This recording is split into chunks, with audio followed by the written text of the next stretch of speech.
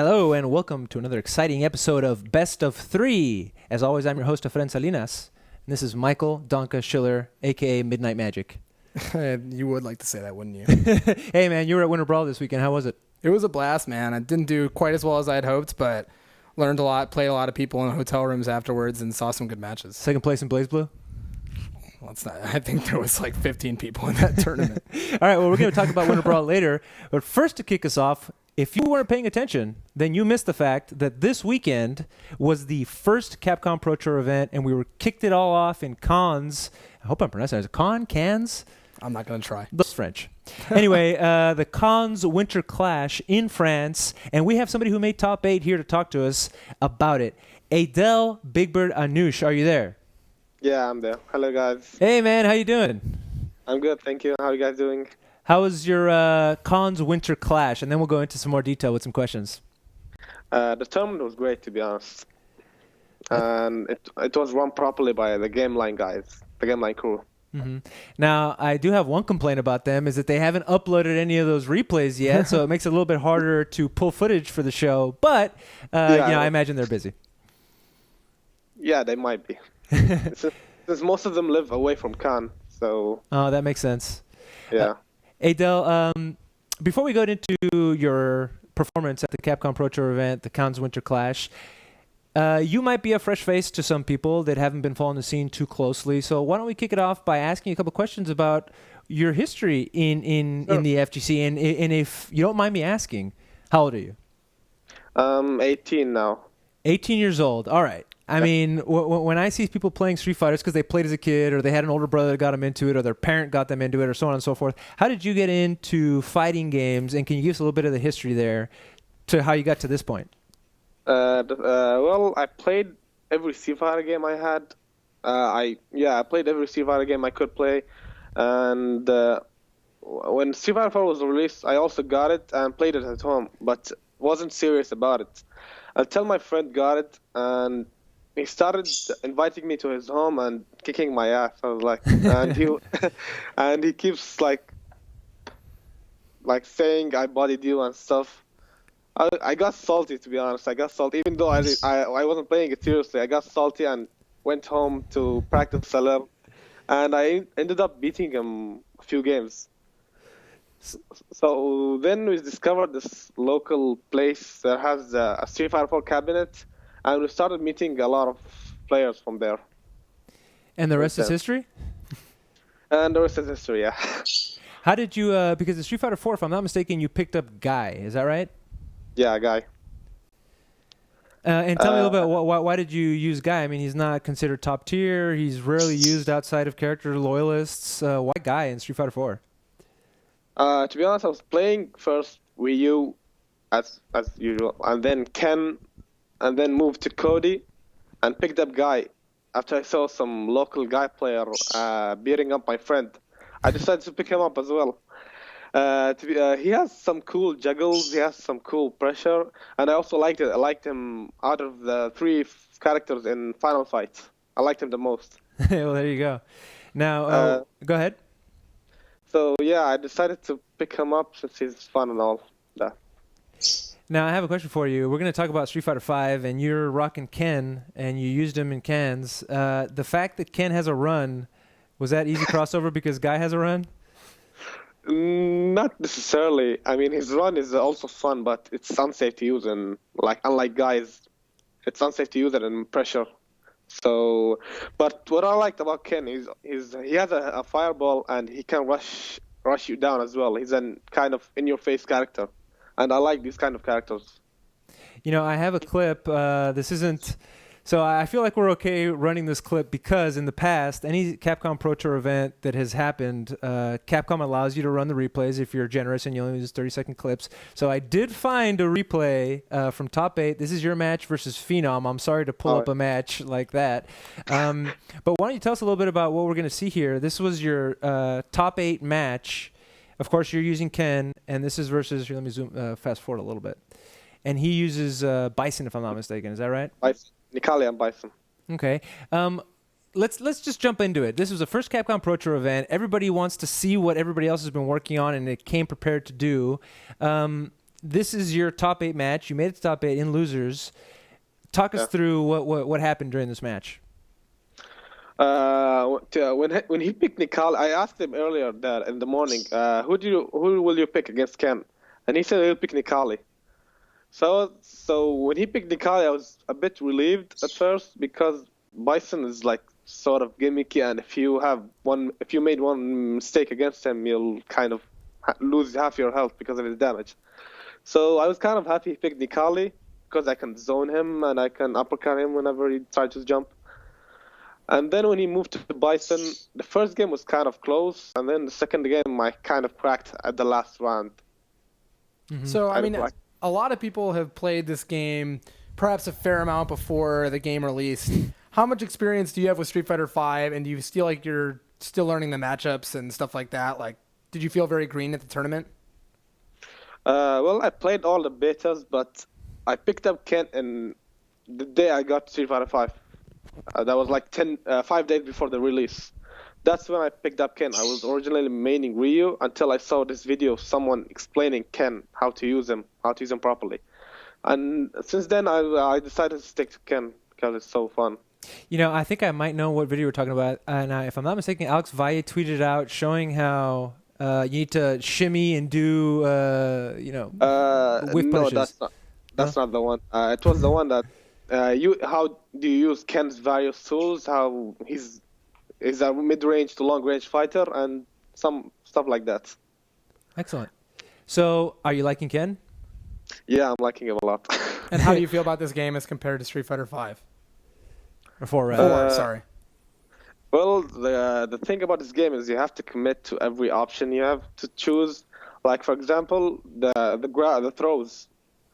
You either throw or tech throw, or you get punished for it severely because of the shimmies. Everyone now, almost everyone has ways to punish throws. So yeah, you have to commit to your options a little bit, and there are some more mind games involved in this game than it was in 4. But Adel, you tweeted out, quote, "In my opinion, TOs should just let Street Fighter 4 go. What I saw at Cannes was ugly. Lots of players dropping combos left and right. It was unbearable to watch, to be honest." Are you just sick and tired of Street Fighter 4, or what are your thoughts? Can you clarify? I'm not tired. I'm not tired of it. I want to play it more at tournament, but the thing is, I'm now focused on Street Fighter 5. I mean, you can't expect me to take out Street Fighter 5 at home and put in Street Fighter 4. That's not gonna happen. Mm-hmm. So yeah, what I saw in Cannes, a lot of people were dropping combos. Some forgot how to play their characters. I mean, my first match on stream was against a French player called Juni, and he wasn't playing well. He was dropping a lot of combos. Same with me. So I thought I was like, if this game isn't played by anyone, so why bother and just put it? So do you think EVO made the right decision then by not having it?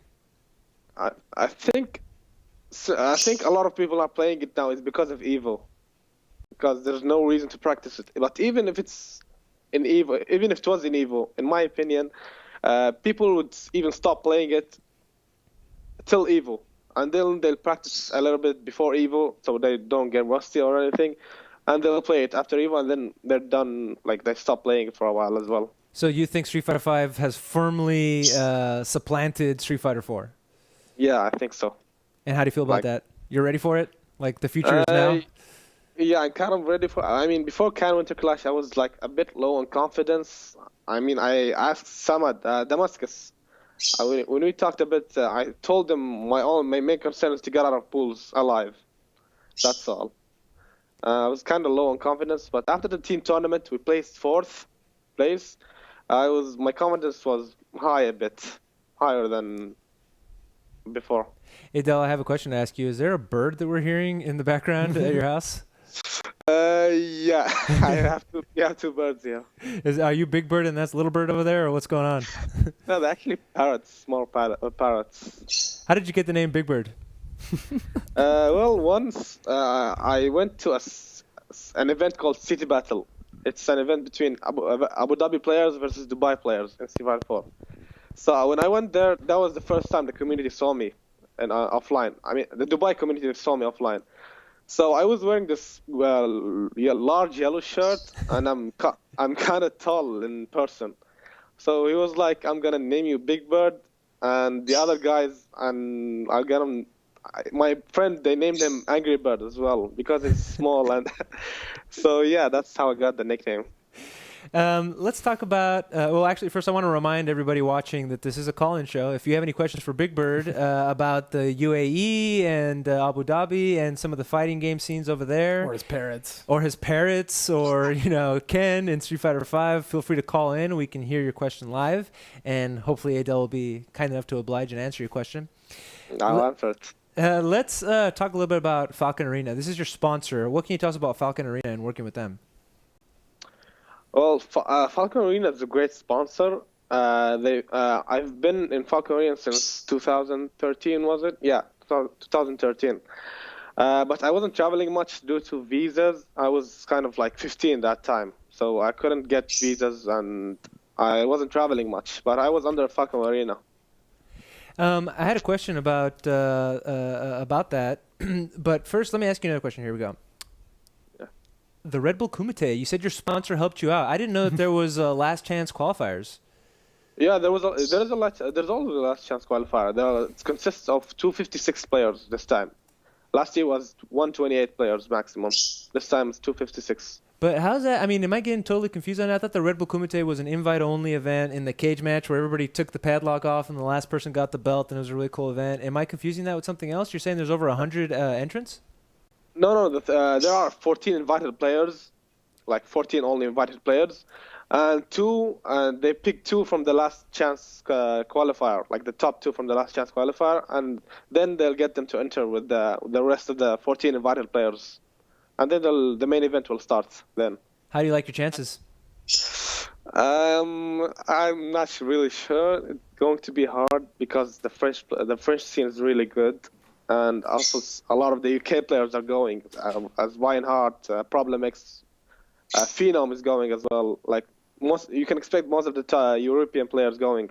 Now you came into notoriety somewhat towards the end of Ultra Street Fighter 4, notably beating Infiltration in 2015. Do you feel like you'll be able to get good quickly at Street Fighter 5? You've obviously already had a good placing, or do you think it'll take you a little longer to get to the same level? Well, I don't know about quickly, to be honest, but I think I can get good, yeah. But I don't know how much will it take. Let's talk a little bit. You mentioned Reinhardt, and we're talking about Falcon Arena. You have at arm's length, or hopefully, the ability to talk to one of the greatest Street Fighter 4 players or fighting game players that has ever existed in Reinhardt. Are you showing him, because this picture right here that you can see that we're using for our graphic, this is actually from DreamHack, if I'm not mistaken. You're sitting right behind Reinhardt, and there's another picture where you're whispering in his ear, basically. Do you give him more info or coaching, or the other way around? Well, when he plays, I try to sit next to him and I try to help him out whenever I can. I mean, obviously, he has more experience in this game than me, but I try to point out anything he is not doing well or something I notice about the opponent and he's not noticing it, and a few stuff that I know that he doesn't know. Mm-hmm. That's all. But how is it working with him? Do you guys get along? Is he like your big brother or something like that? Yeah, we got along really well. I mean, we stayed together in Cannes Winter Clash in the hotel, and we talked a lot. I mean, he's been in Ken now.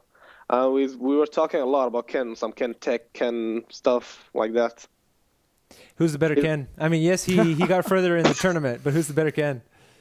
He beat me in a mirror match in top 32.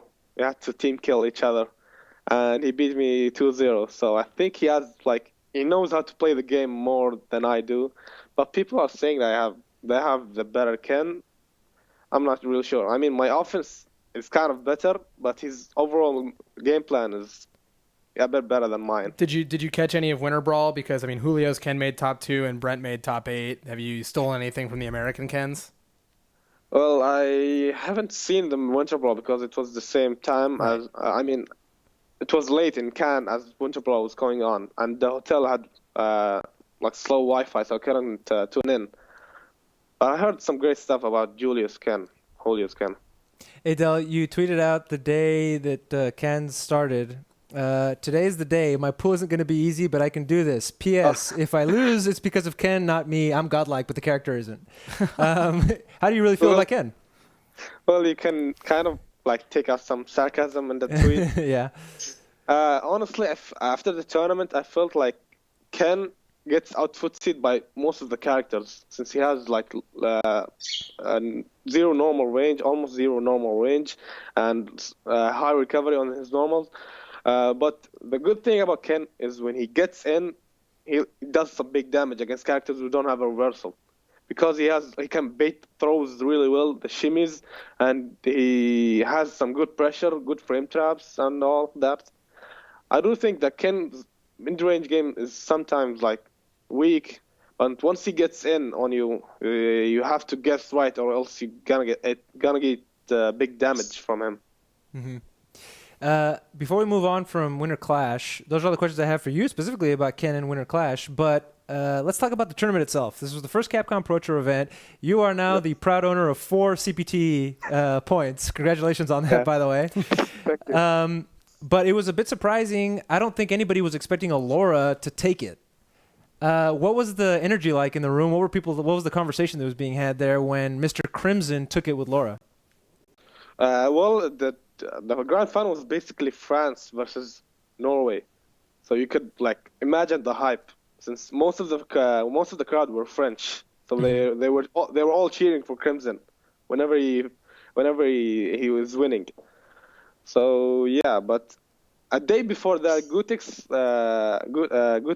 filmed a short video, and he was like, "What are your guys' thoughts about the character who might win the tournament?"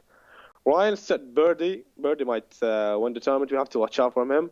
I said Laura players because there are 2 Laura players that I know of, Will Tupac and Crimson, and they both got top 8 in the tournament as well. Wow. Well, Tupac got 7th place. He lost to Miyakios Vega, and Crimson took the tournament. What do you think of Laura then? You think she? So clearly, you thought she might win. She did. But like, where are we in the stage of Street Fighter V? Are people still just figuring it out, and maybe Laura won't be that good later? Maybe Ken will be better later, or what's your take on it? I mean, Crimson was able to win because of his good mix-ups. He had some strong mix-ups and mind games. So I'm not really sure if there's any anti-tick against Laura. So I don't know, but she's still like a Makoto-like character. If she knocks you down and guesses right, you might be half closer to stun. You already have 1 foot in the grave. If she guesses right, that's how she is. But she has a hard time getting in because of her slow normals. Yeah. And yeah, to be honest, I thought she was weak, a little weak. Before the tournament, I thought she was weak. But after I seen Crimson in the team tournament, I was like, man, this guy could be winning the whole thing. This guy could be taking the whole thing, and he did. And he haven't lost. Like, all of his games were taken convincingly, except against one player he played against in top 16, was it? Yeah, he played against Dubsco, a Norwegian birdie player. It was on stream, the French stream, and Dubsco was actually so close to beating him. It was the closest guy to beating Crimson and sending him to losers, but he lost afterwards. Now, the common sentiment for the game seems to be that it's extremely balanced. Do you agree with that at this point? Or if not, who do you think is too strong or too weak? I think every character has his own stuff. Like, every character is viable in high-level play.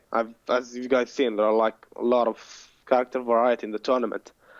But as time progresses, I can't really tell who's going to be weak and who's going to be okay and who's going to be top. Adel, talk to me about the FGC in the United Arab Emirates, in your neck of the woods. We've seen that it's been growing. It sounds like characters like Rashid were put in as a direct result of the love that Capcom gets from this part of the world. What's the FGC culture like over there? Well, the FGC in Street Fighter 4 was good at the beginning of and Super and AE 2012. As they got towards the end of Ultra, the FGC people got sick of the game, and some of them stopped playing for a while, and some of them had real life stuff going in. So we lost a bunch of players. But now since Street Fighter 5 was released, it's a fresh game. Everyone is playing it. KOF players, Smash players, Survivor 4 players, all of Marvel players, all of them are playing the game since it's new. And I think the community will grow like even a lot more than it was in Survivor 4. And you're going to grow with it? Are you going to be traveling to CPT events? Yeah, it depends on the CPT event. I mean, right now I'm kind of hoping to go to Red Bull. I got the approval from my manager, and I need to get approval from my parents first before I travel. Is that your biggest hurdle right now? I mean, how do your parents feel about you being potentially a professional gamer? I haven't told them about a professional gamer yet. I'm not planning to be a professional gamer. It's just like a side thing, a hobby or something like that. Because I'm currently studying for a degree, and I'm kind of hoping it stays like a side thing because it's such a reliable career. That's a good point. Maybe not in the future, but right now you're right. Yeah. Adel, maybe. Is there anything that we didn't ask you about that you want to say, or maybe a shout outs to Falcon Arena or anything else that you want to talk about? Let the audience know. Well, I just want to say shout outs to Falcon Arena. I mean, he has got my back since 2013. He's been supporting me since then, and he sent me to a lot of tournaments. I mean, the first one he sent me to was C Major in Thailand. Mm-hmm. Yeah, and then he sent me to DreamHack Winter, and now this tournament, Can Winter Clash. So he kind of got my back since way back, and even he's been supporting Ryan Hart as well. So we're kind of grateful to Falcon Arena. Well, your Twitter handle is on the screen, so we've been able to see that the whole show. But you stream as well, right? You're on Twitch? No, I'm not. No. I stream like occasionally, like once in the blue moon. But I think that's it. Like I don't have a stream schedule. I don't have anything. Like just randomly, I decide to stream, and that's all. Well, there you go, Big Bird. If people want to know more about you, where can they go? Just follow you on Twitter? Yeah, I have my Twitter, FGC_BigBird, or can I have my Facebook, Adel Anouche, and yeah, that's all. That's all related to FGC.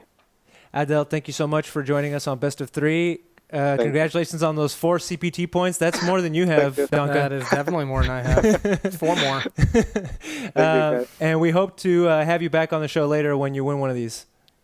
Sure, thank you. All right, Adel. It's 4 a.m. in the morning over there, or 4:30 now in the morning. I'll let you get to bed, and thanks for being so accommodating with the schedule. Thank you, guys. Thank you for having me. All right, later, man. Later.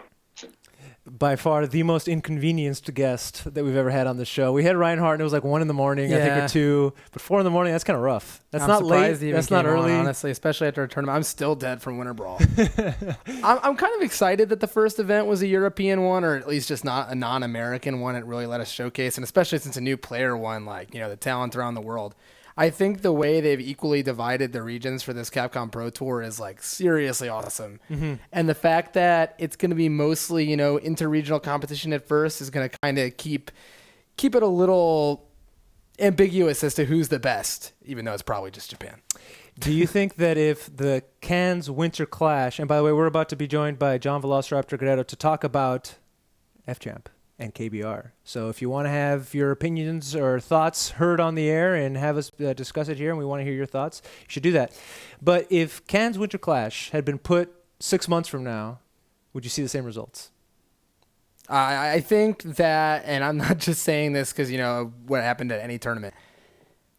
I think expecting what happened at this first Street Fighter V tournament where many people have had the game for, a week, many people have had the game for 3 months, and either way, it still hasn't been long enough to learn all the matchups and see what people can do.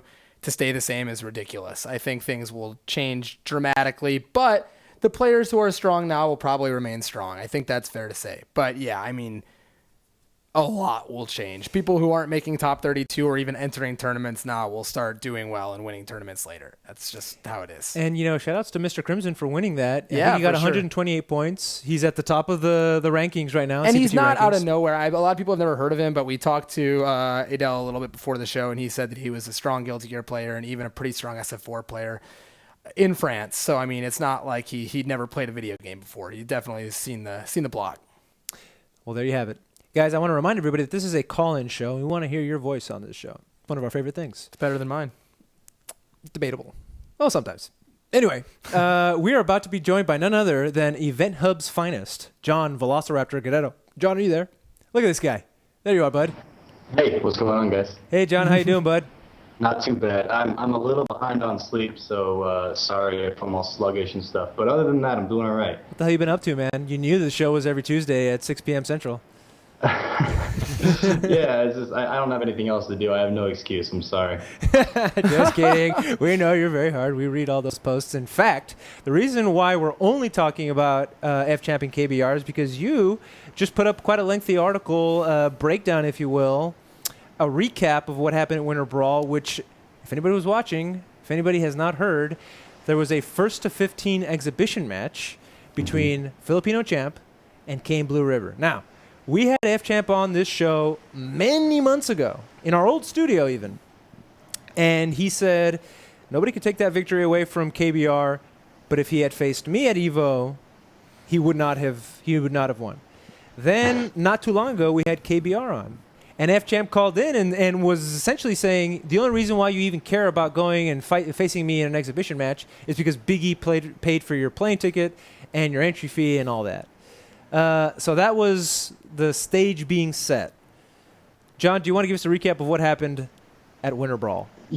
Yeah, so they did the, on Saturday night, they finally played this exhibition that F-Champ has been dying to do, and you know, there's all that baggage. Since EVO concluded, F-Champ's just shooting darts left and right at KBR, and KBR hadn't taken him up on the offer to fight until 7 months later. They're finally playing this exhibition. So it goes down, and they start playing it, and F-Champ wins like 4 or 5 in a row.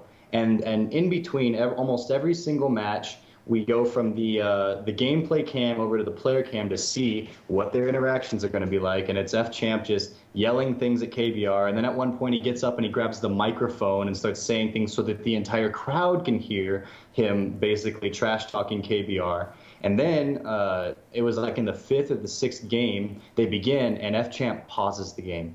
And that's to disrespectfully give KBR a victory, so that it's let me give him a mercy win and let me interject on that, which is that there were many bets placed on the match, specifically based on, because I can tell you that no one straight up bet on Kane Blue River to beat Filipino Champ. So a lot of bets were placed on a spread of how many games he would get. And F-Champ, I'm actually one of the few people who really do. I do like Ryan. I've had close to a personal interaction with him. I think he's not a bad guy. I think he puts on a big show. But match fixing is bad, and I really don't respect that. And I'm just going to say it straight up. So you're implying... I'm not implying. He said it outright on Twitter. I would never imply that. I'm saying that outright there was, without any question, some form of match fixing going on in that. Now, whether or not those games were solely for that purpose, I can't prove. He definitely was doing it to put on a show as well, but... when people are betting on this game, I mean, I think you got to show some respect and try your hardest. So we have... especially when you're betting on it yourself. So you're saying that he bet on his own match, and I'm saying that's what he said on Twitter. wins. I'm not implying anything. I'm saying that's what he said on his Twitter. Take it from there, John. Where were we? In the meantime, if you don't know Robert Paul, Tempest Rob, one of the best photographers in the FGC, he was taking pictures of the whole thing. So while you talk, I'm going to be scrolling some of these pictures. The first one is here is F-Champ denying KBR the handshake, followed by a little bit of shit-talking right there.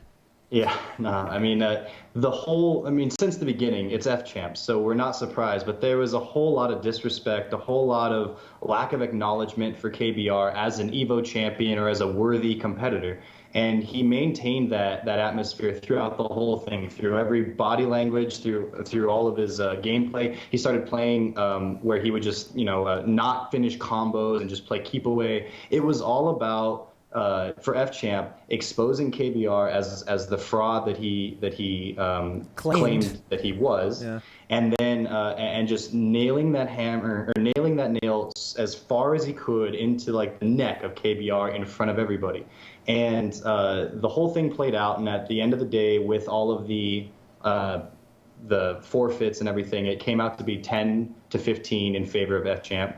He won the match. He stands up. There's no handshake given. He quickly just leaves the stage to go, I guess, kind of gloat to everyone, accept his victory, raise his hands. KBR just kind of sits there, wraps up his stuff, and he had this very stoic demeanor throughout the entire thing. And I think that was very, very intentional. He was like, I'm not going to buy into F Champ's crap. I'm going to just sit here. I'm going to face him. I'm going to play my hardest. Probably going to lose. As you said, nobody really expected KBR to win. And I'm going to basically take away the power from Filipino Champ, because after I do this, he can say what he wants. I'm no longer ducking him. I've played him. And hopefully, I think KBR's whole thing here was to try to lay this whole thing to rest. Now, whether or not that would have happened after just Saturday night when the exhibition played out, we don't know. But the whole story didn't end right there. It carried on into the actual Marvel tournament the next day, where both competitors were still in the winner's bracket and would eventually meet up in winners finals. So now KBR has this opportunity at revenge, but gets destroyed in winners finals and goes into the losers bracket where he plays Noel Brown. Defeats Noel Brown, I believe 3-0. And then now we have grand finals, perfect. F Champ versus KBR. Still, nobody expects too much to come from KBR because, well, we just saw him lose pretty bad in exhibition. We lost like 10 minutes ago in the actual tournament. But they run it back, and somehow KBR resets the bracket. And then I think F Champ turns on. He's like, wait, I can't lose right now after all that I've said and after all that's happened. And it goes down to the very end. It's 2-2, and KBR, in this poetic finish, wins the whole thing. And the entire community is like, all of us were just sitting there like, did that just happen? Did that really just happen? After all of this, KBR just won the tournament, and he gets that very, very sweet ending, and doesn't rub it in anyone's face, doesn't gloat about it, just takes it, maintains that stoic demeanor, and just goes on to accept his victory. And thank goodness F Champ goes to Twitter and actually went onto the stage afterwards and said, good job, KBR. You won. I have to hold that now. And I feel like that kind of ended the feud once and for all. But God, I don't know. I hope so. That's what you were saying, Yeah. right? Like, this is the end of it. I think this was the end of it. so. I think it was the best possible end to it. I can tell you personally that every single person in that crowd was rooting for KBR, which is interesting because in the weeks prior, KBR had kind of built up a reputation of, being this dodger and being whatever, and then coming to the event, as John said, just to, collect a free plane ticket. But I think his demeanor on Saturday night, staying calm throughout all of it, playing seriously throughout all of it, and then taking the tournament itself very seriously and coming out winning, and just the way he handled everything so stoically, as John put it, did himself a favor, and everyone was very happy with the result in the end. And he played fantastically well in grand finals, totally he outplayed him because, that is not a good matchup. But of course, if you were following the conversation on Twitter or on your respective Facebook groups or on all over the place, after the exhibition match, the conversation was either I am thoroughly entertained or this was a shameful display of bullying and it should not be promoted in any way, shape, or form. I think he took it way too far. I think that it was... I was there, as I said, and yet again, I do like Ryan. I think that the call out itself was a bit immature, but it was pretty funny, and it was, it stirred up a great match. But I think that the treatment on stage was definitely going a bit far. I saw Kane before that. I saw him after the exhibition match. I saw him after the tournament, and just like, it really shaped his whole weekend, and it was just a little too intense, I think. Yes, this is something that I've been thinking about, especially in light of all this. I'll start by saying, yes, it's human nature, myself included. Everybody loves to see conflict. They love to see the good guy versus the bad guy. We in all of our like media, in TV shows and in movies, those stories are all driven by some kind of a conflict. And this was very WWE. I'll use that as an example because a lot of the FGC is so into WWE. It's a good reference, I think. But the difference between this and those, in the FGC itself and then our forms of entertainment is that those are scripted, those are fake, and at the end of the day, no way. Nobody's respect. Oh, I'm sorry. By the way, spoilers. WWE is fake. nobody's respect, nobody's pride is actually on the line. Nobody is actually getting hurt emotionally or psychologically. And this is on a pretty wide scale. Champ has thousands upon thousands of Twitter followers. We've got thousands of people watching these streams. And bottom line is, I don't think that this kind of treatment of another human being is okay.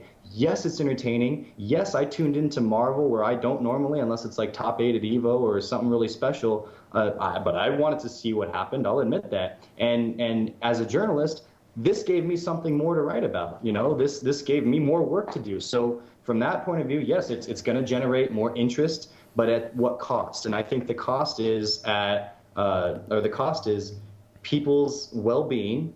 KBR had to go through this, and from the outside, looking at the FGC, you're going to be like, wow, I don't want to play Marvel, and I don't want to win EVO, because if I do, look what happens to the guy that wins EVO. We're not celebrating with him. The entire community's attention goes to this other guy who's just calling someone out, saying you're a fraud for winning the biggest tournament. It's like, I don't want a part of that, and I don't want to be known as a community that thrives off of hurting other people. So yes, it's good that it generates more viewers and it's exciting, but it's not worth it in my opinion. John, we have in the chat here Bizarro13, who, if I'm not mistaken, is Michael Martin, the guy that writes for Red Bull, and I'm sure you guys have read that.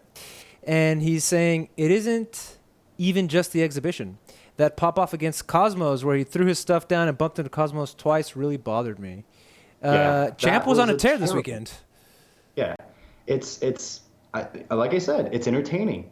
And I can understand why people enjoy it. But I'm saying to the FGC right now, don't support this. Don't give it your extra attention, because while it's fun, it's not worth it in the long run. And as we grow more and more on ESPN in the public eye, what happens when stuff like this, it starts to become like when the FGC has regular coverage on ESPN, and people look and they see, this is for a lot of people, it's going to be their only glance into the fighting game community. And when it's Filipino Champ winning, breaking sticks, breaking headphones, and then getting in this guy's face after he won, so being a sore winner, that's going to be the thing that gets broadcast to someone else that's just kind of sitting there watching ESPN, and that kind of thing pops up. Like, that's going to be our image if we're not careful. And so I strongly would like to urge everybody to not buy into that, to not make that what defines us. And it can very easily become that because it's so popular. It's gonna get attention, and we need to avoid it. No, definitely. And this Twitter bullying isn't really the topic of the show, but Cosmos and Kane both have a similar history. Of the reason kind of this came up is because they won kind of out of nowhere in different situations, although I wouldn't consider Kane's EVO victory out of nowhere. Cosmos won various tournaments on the East Coast. We're asked questions and kind of lash back. Kane said, I don't have to win EVO. I don't have to defend myself. Cosmos says that he doesn't practice, et cetera, et cetera. At some point, and this shouldn't necessarily have to be the case, but it's just better to not take the bait, And Ryan's Kane didn't. Definitely throwing the bait out. Kane, I would say Kane took the bait in some ways. He answered a lot and said a lot of stuff about his own community for a while, but fair enough. As we said, this is over. And Ryan, thank you to Ryan. I think you did a good job, as John said, saying that it's over on the stream afterwards, on Twitter afterwards, and I think it should just be left at that. I would be remiss if I didn't bring this up, though, because I did hear a lot of people saying it, including people whose opinion I respect, that this was staged, that this was an attempt at giving a shot in the arm of Marvel to reinvigorate the community. It didn't look like that to me, but I would say no way. Based on Kane, Kane should take the Oscar from Leo if that's the case, because I talked with that guy before and after the tournament, and he was the most relieved I've ever seen a human being. And I say relieved. He wasn't like ecstatic. He wasn't whatever. Clearly that this had just been this massive thorn in his arm that was killing him inside. As I said, it was really kind of unfortunate what happened to him. And the fact that he was over with, I think he would have been relieved even if he had lost. But the fact that he won, this was not staged. I'm going to say it outright. I don't think so.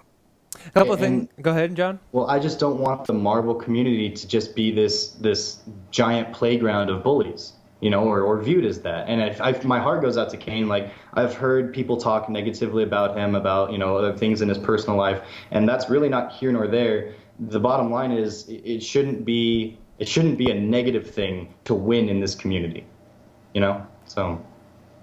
Yeah, we'll see how that plays out. I mean, they're both grown-ass men, and nobody actually got hurt physically. Right.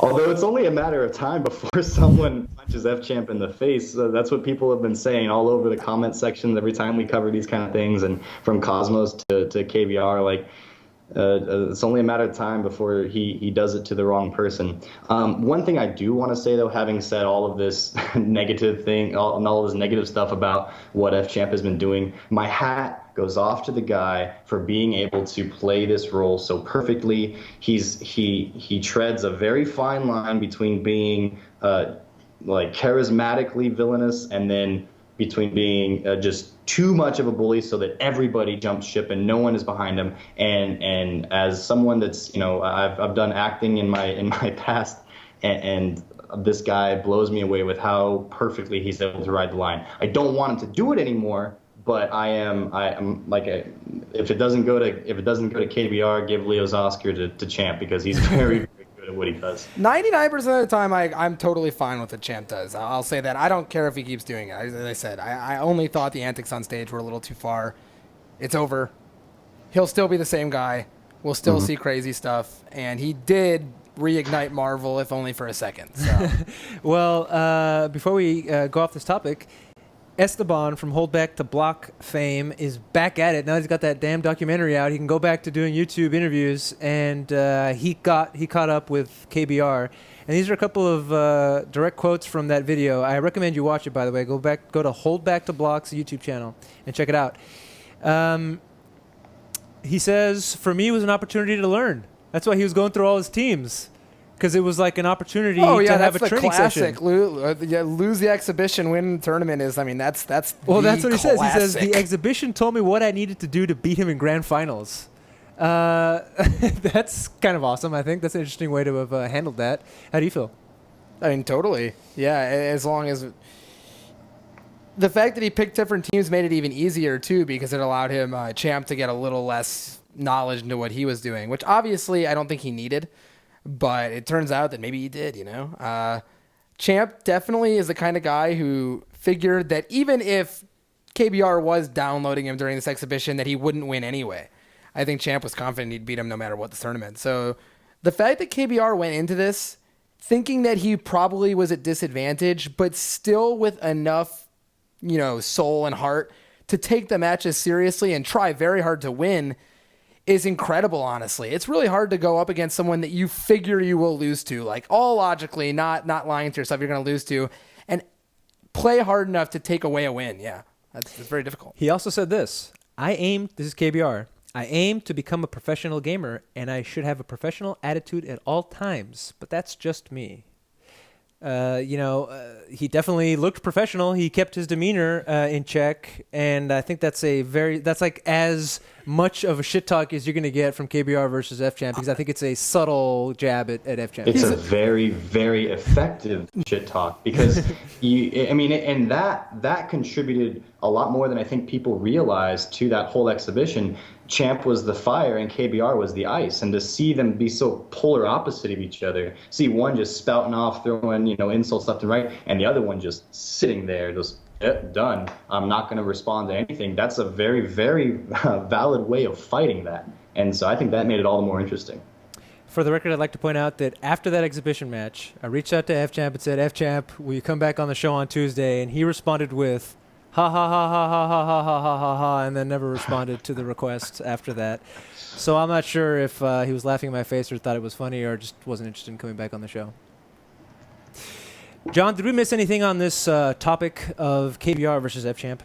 I think that it's been discussed and done and run into the ground enough. I, for one, am happy that it's over with. I think it's a lesson learned, and I would hope that we don't continue to learn it.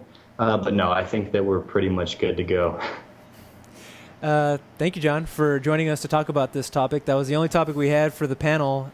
Steve is off today because I hope, like the rest of you guys in the specific areas, are voting. But thank you, John. I appreciate it. Hey, always a pleasure, guys. We'll see you same bat time, same bat network. There you go, man. I'll see you next week.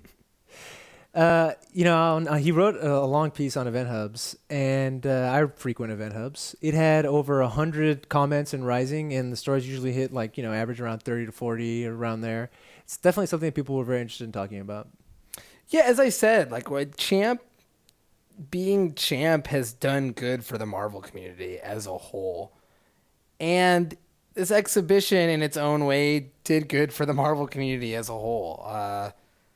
It's hard to say it's a good thing, but it's hard to say it's a bad thing sometimes. That's fair enough. You had guys like Leffen saying, "Tell me again why it's bad to have villains." Yeah, in a fighting exactly. community." It was fun. I hope no one's get feelings get hurt in the future. I hope that we have some sort of storyline as a result of this going into EVO, because I really do believe, and I know people might get mad about this, that EVO is going to be the last major hurrah for Marvel vs. Capcom 3. This year's EVO specifically? I think so. It may come back the next year. It's a very popular game, but outside of Champ versus KBR, I don't think anyone really cared about any of the matches at that tournament. Most Marvel players were playing SF5 instead of Marvel once the tournament was over. I'm not saying I hope for it to die or anything like that. I'm just saying that I hope that as a result of this, people will be interested in seeing who wins Marvel vs. Capcom 3 at EVO. I hope you're wrong, because then we'll only have one Capcom title at EVO and then a slew of Nintendo titles.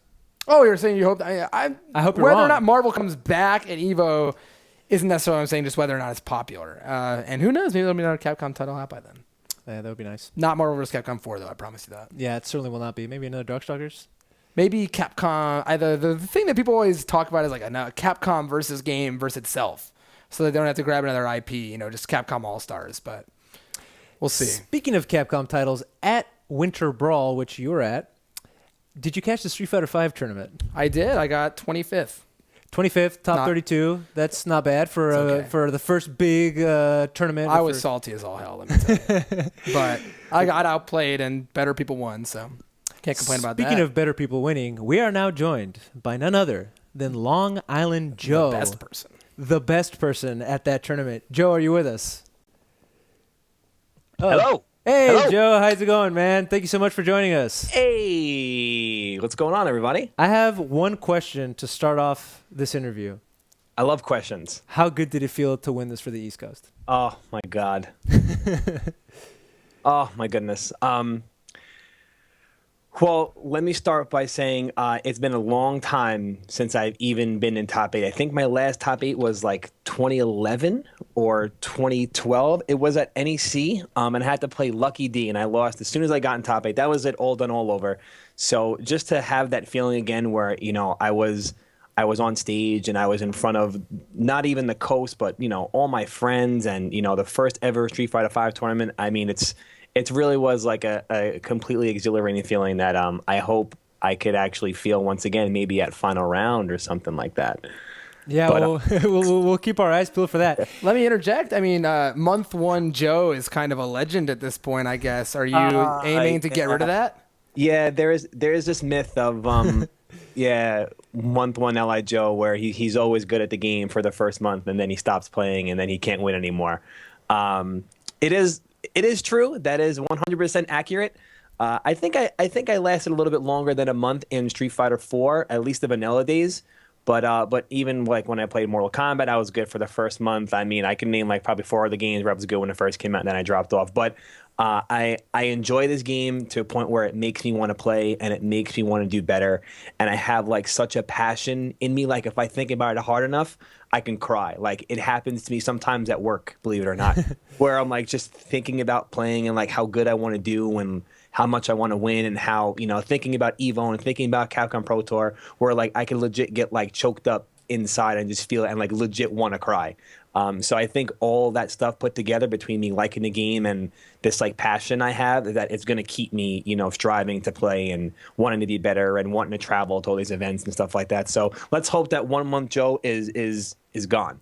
So we're going to talk a lot about Winter Brawl and your specific performance and Street Fighter V and all that good stuff. But so that we don't take too much time in this interview asking you about your background, I want to point people to 2 things. One is, as I mentioned a moment ago, Esteban's FGC film, the documentary, because LI Joe is featured prominently in that story, and you get to know about him. Also, a profile that was written by Michael Martin for Red Bull. If you want to know more about LI Joe, because you're new to the scene, and you want to know one of the heavy hitters, people who have been, these movers and shakers for a long time, seek those two things out: the Red Bull article by Michael Martin and the documentary. And there's a bunch of other stuff too. You've been on Excellent Adventures. I mean, there's plenty of stuff out there for you or about you. But I'm going to talk about your Winter Brawl performance for Street Fighter V. But before we get into that, how did you feel about F Champ and KBR? E. All right. I have. I'm kind of sort of, I'm not on the fence. I guess I'll just come clean and say it. I do like Ryan. I've known Ryan before Ryan was Ryan. I met Ryan at EVO when he was learning Street Fighter 4. And I was like, yeah, he's a cool guy. I do think Ryan plays his card very, very well, as you guys just said recently. Sometimes maybe he may take it a little too far. I mean, I don't have it in me to yell at anybody. So the fact that he could do it and he does it well, and if he's playing heel or if that is Ryan or whatever, like he's very good at what he does to an extent. I do think that some of that stuff is entertaining, and I do think that it might be a good thing to a specific point. But then there is a point where it does get taken like too far. I left the ballroom after, because I was actually, Eric was like, yo, Joe, get on the mic, make sure you MC this. So I'm MCing I'm MCing the match. I'm just like, I really can't even do this anymore. So like I put the mic on a table, and I was like, all right, I'm out of here, because it just it actually made me feel a little uncomfortable. I know people feel a certain way about KBR, and I have had nothing but good interactions with Kane Blue River ever. I know, again, there's situations in his personal life where people have attacked him and stuff like that. But again, that's completely whatever. To me, he's never done anything wrong to me. And I give him an unbelievable amount of respect for not, attacking Ryan in any way, shape, or form. Thank God it didn't happen. But I know you guys spoke about it before. Like that's a scary thing where it could get taken too far. And, the image of us in the FGC and, ever being something more esports, we're going that way, but you don't really want to, put a halt. And I kind of how Velociraptor said, like that stuff could get taken the wrong way. And I don't think it's the best for the community when it gets taken to that specific point. All right, let's talk about your run at Winter Brawl for Street Fighter V. I was watching in commentary, I think it was K-Brad who said, I've been talking to this man, and he says he wants to win it. What did you do to win it? Nash. It was Nash. Nash, yeah, it was Nash. Yeah. No, honestly, like ever since the beta came out and stuff like that, and I was playing the game, I really enjoyed the game. So enjoying the game again, it just has set this fire in me where like I just want to play, and I played every beta as much as I could. I took off of work to play the game when it first came out.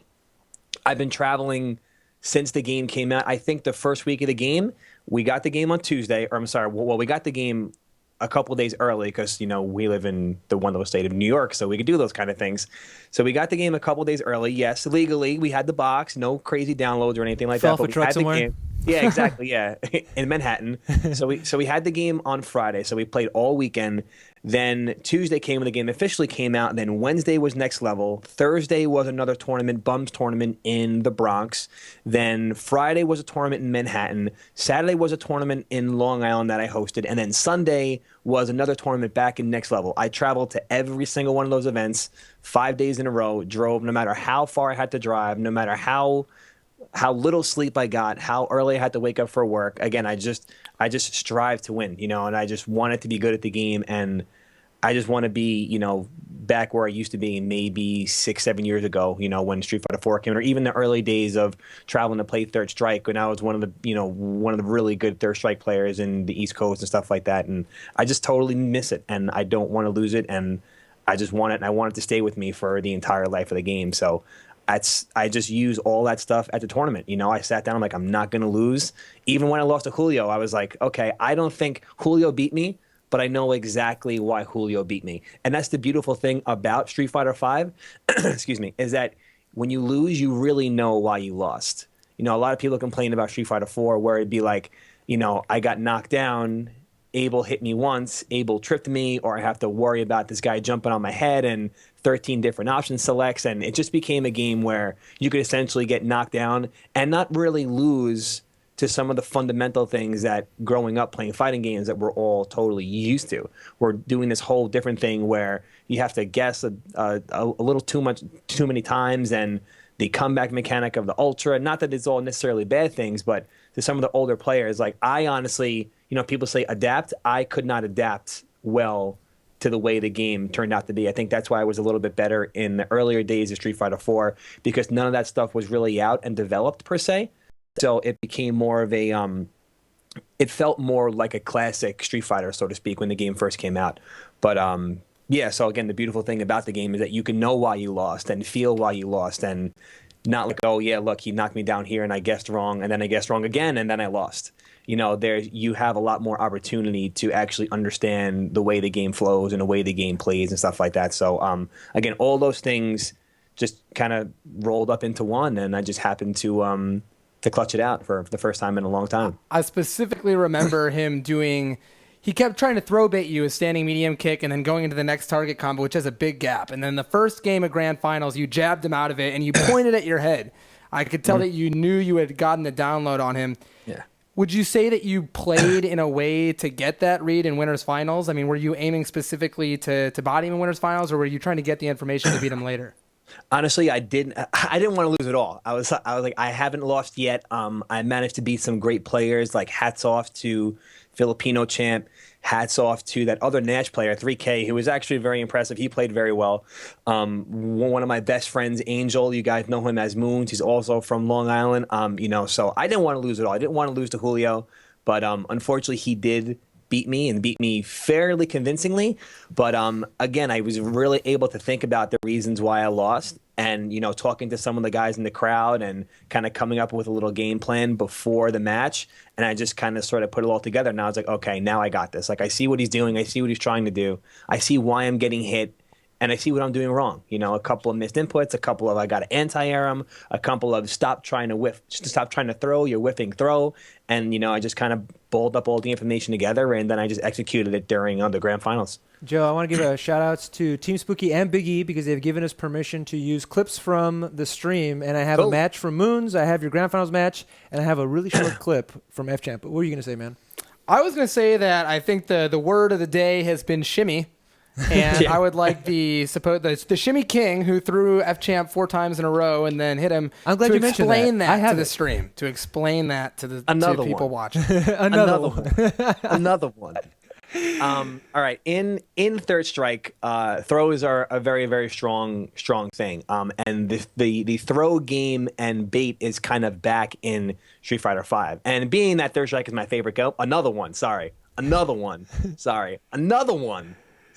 Whiff, bang. Sorry. Yeah.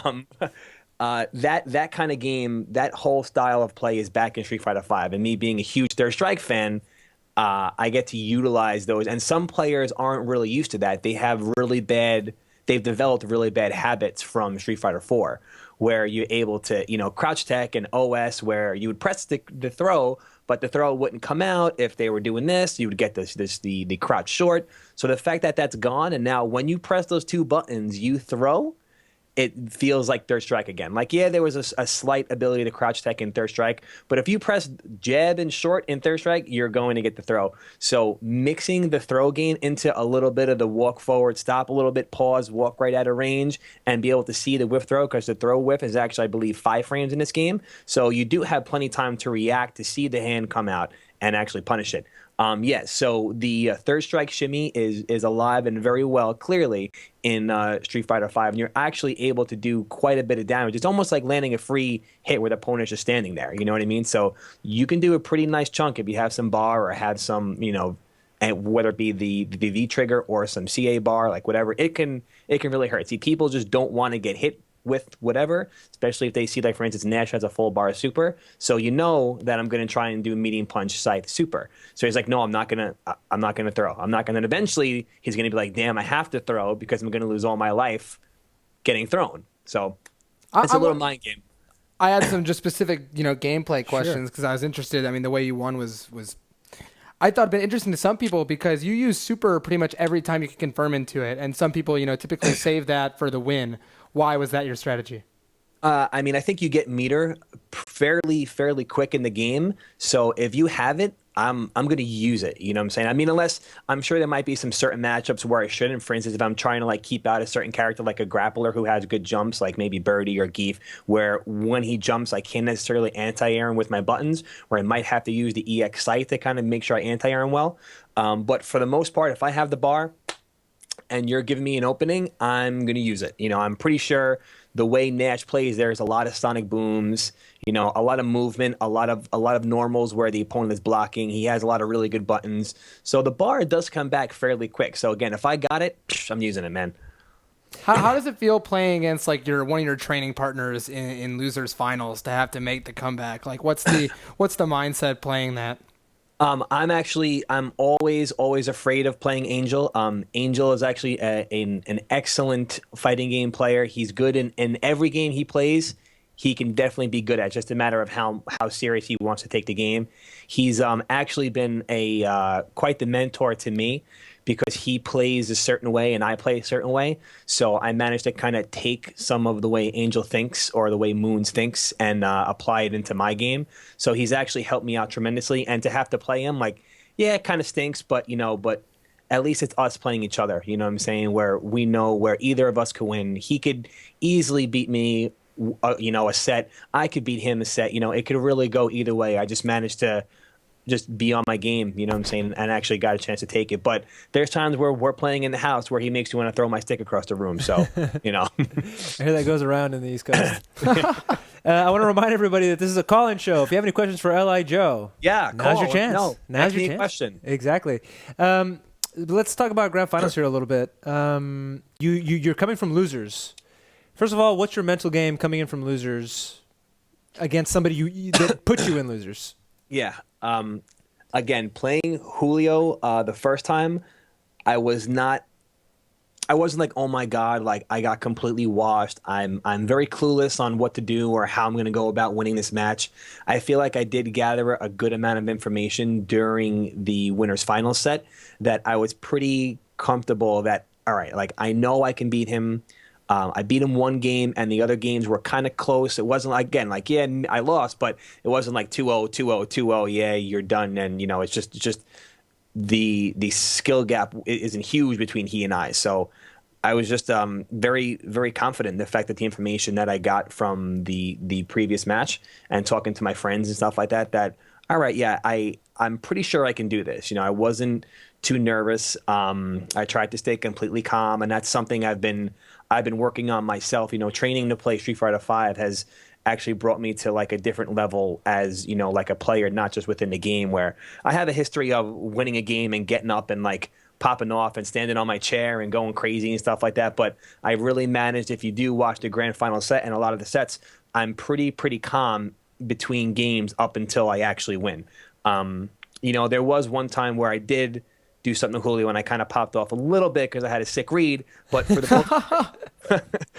the most part, I really have been trying to, just keep my composure and stay calm and be very, very focused on the game and not worry about the crowd. Like, yes, I can hear everybody, but the game just speaks a lot louder to me at that particular time, and I just managed to home in and, again, just everything I learned from the previous match and, my friends helping me out, and it just again, it just came together where I was confident enough to be like, all right, I can do this. I can definitely do this. So learning about Long Island Joe as a fighting game player, is Nash your boy? Like, is that character love, or is that just a character you thought you could win the most with?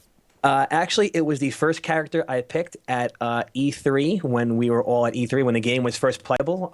I flew out there and waited hours outside to be one of the first people to run up the stairs in E3 and play the game, and I was like, I'm picking Nash because there was only, I think it was Nash, Chun-Li, Ryu, Bison? Yeah, that was it. Right? I'm right?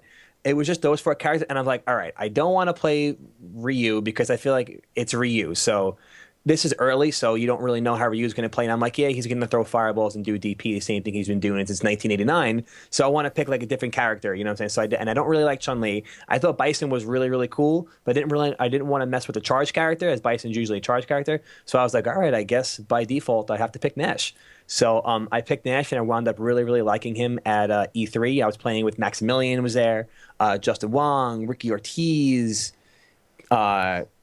PR Balrog was there. There was a whole slew of people there, and we were all playing different characters. So I was like, cool, I kind of like the way Nash is feeling, and then I just kind of stuck with him throughout the betas. And yeah, when the betas came out, I played certain other characters, but I'm really waiting for Urian. That's my character. Well, Urian's not here yet. He's not. And yes. we have a caller for you, Joe. Are you ready? Yes, I'm ready. Let me click this right here. Excited. Lucas, you're on the air. Can you hear us? Hey, how's it going? Hey, how you doing, Lucas? Thank you for calling in. Yeah, I just got two questions. First one is, how many hours should I be willing to put in before, I get a good feel for the game? And my second question is, what state is Street Fighter V in compared to all the other games? Because I just got into Street Fighter V. So those are just the questions I have. Okay, yeah. Honestly, the amount of play really has to do with you as an individual, like how much time you really have to put into it. I have a full-time job, man. I work almost 50 hours a week. It's not like I can sit home and play all day. I haven't played Street Fighter since the grand final set. Haven't touched the game. I kind of gave myself a little break, but it really depends on the individual. I would really utilize the online a little bit, kind of play some players and see how you gauge against some people. Not sure if you have like friends or a scene from wherever you are. If you have other people to play, but you'll be able to tell playing like let's say you play someone online and he's constantly beating you, for like the first week, and then you have the ability to rewatch some matches on the Capcom Fighters online network thing. I believe you can. So going over the matches, seeing where you got hit, where you could have capitalized on another area. I mean, I do that. I watched all my top 8 matches for the first time in my life. I watched all my matches over again, and I was asking myself, why did I do that? Why didn't I do this? Why is he doing this? So you kind of critique yourself.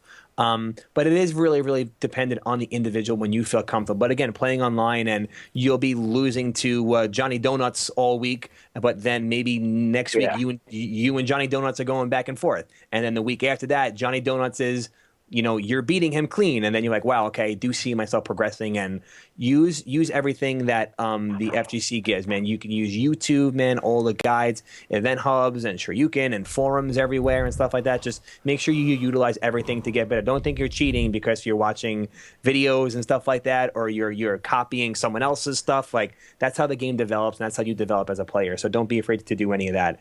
And as far as I think you picked the right game to get started in, man. I think Street Fighter V it's a solid game. It's a good game, and I'm pretty sure it's going to stay around for the next 6 or 7 years. I think was the Capcom plan. Yeah. So man, you definitely came in a right time, and just stick around and don't worry about winning or losing for a while, man. Just worry about you as a player and developing. Don't be like, oh my God, I lost, I suck, I can't play no more, dude. I thought I was good. I thought I was good at fighting games until I walked into Chinatown Fair and I lost immediately. And I had no more money left in my pocket, and I went home on the train. You have to just don't worry about all that stuff, but you'll feel yourself get better, and don't take your losses as losses. Yeah, man. Don't take your losses as losses. Just take them as learning experiences. And yeah, I lost, but why did I lose? If you don't question why you lost, then maybe you won't get better. You have to really see, okay, why did I lose? What am I doing wrong? And break it down that way, and then you'll definitely feel yourself get better, man. Lucas, thank you so much for your call. Appreciate it, man. All right. You guys have Sorry, I cut him off there on his saying goodbye. Joe, do you think that Johnny Donuts has a chance at the Capcom Pro Tour this year? I think any Donuts has a chance at the Pro Tour this year. Honestly, I take everybody into consideration in this game. I don't care how long you started or how long you played. There's always a possibility, man. It's just like Street Fighter 4. Everyone thought that, I've been playing Street Fighter since Street Fighter 2. I'm the best. And then look at all the people that came out of Street Fighter 4 that have never played a fighting game before. You know what I'm saying? You had people like, I'm sure other guys have touched fighting games, but you have guys like 801 Strider, who popped up, his boy I Peru. Then you had Knuckle Do, and all these other like K Brad, Big Bird, who was on our show earlier today. Yeah, Big Bird, yeah. K Brad was a Madden player. He played Madden. He was actually just sitting right here on his bed talking about, I'll play Madden, dog. I don't play fighting games. He was just sitting right here talking about how he came from playing Madden. So I'm afraid of I don't want to say I'm afraid, but I will give anybody the chance in Street Fighter V to actually do good. I don't care who you are or how long you've played. It's definitely possible. So we've heard your Big E and your K-Brad impression. Do you have any others? If I think of them, I'll do them as they come. All right. We have another call for you. Actually, after you made the shout out for people to call in, we got several of them. So this looks like, if I'm pronouncing this right, Mick Singer 911. Is that right? Yes. Hey, Mick, you're on the air. What's your question? Well, my question to Joe is, if you were to make a tier list of Nash, where would you put him? All right, this is I get this a lot, and personally, I try my best, especially during the development parts of the game, to not worry about that kind of stuff. But it's kind of like a fine line, because people worry about it too much, but then I think people worry about it too little. Like, it is a factor in a fighting game. It is a factor in anything where a character will be better than other characters. Granted, can any character win? Absolutely. It's all on player skill, but tier list is a real actual thing. There's no two ways around it. But as far as where I would put Nash, I would definitely put him probably in the top 5 of the cast. I'm not sure if he would be top 3, but I would easily put him in the top 5 part of the cast, along with maybe like I think Bison's very good. And the amazing thing about this game is that I think the tiers are pretty damn close. I feel like Capcom did a excellent job at the balance for the game for the most part. I mean, it is still in some developmental stages as far as the way we are developing the game as players, but I still think it's pretty close. Like, I'm not like, oh yeah, like I'm definitely going to beat this character, or yeah, this character sucks, or yeah, Dan sucks, like Street Fighter 4 or whoever. You know what I mean? I definitely don't think it's even close. At least I don't think so. I think every character is scary. Every character has something to them that can be threatening. But yeah, of course, there will be matchups where X character will win better than Y character. But as far as Nash, in the tier list, I would definitely say like top 5 for sure, no question. Is it more? Thank you very much for your call, Mick. Should we be thinking about this more, Joe? Not so much tier list, but matchup list. Like, it doesn't matter where you're on the tier list. You should have more than one character regardless because of matchups.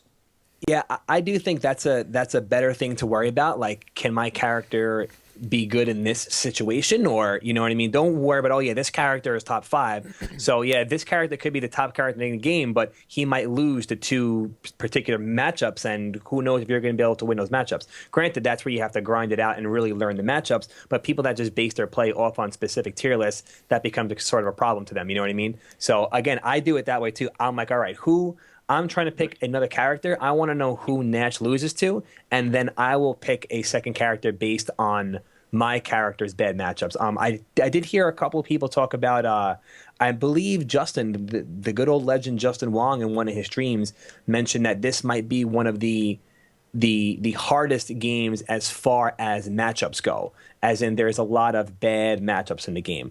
This was early on, you know, again, you can't say that. Remember, Justin also said that add-on sucked. Hate to bring that up, but, you know, that was, that's all, you know, things that happen when the game first comes out, and, you know, sometimes people can jump to conclusions, but, you know, I think Justin is a source that, you know, you can definitely listen to. It is Justin. He knows what he's talking about.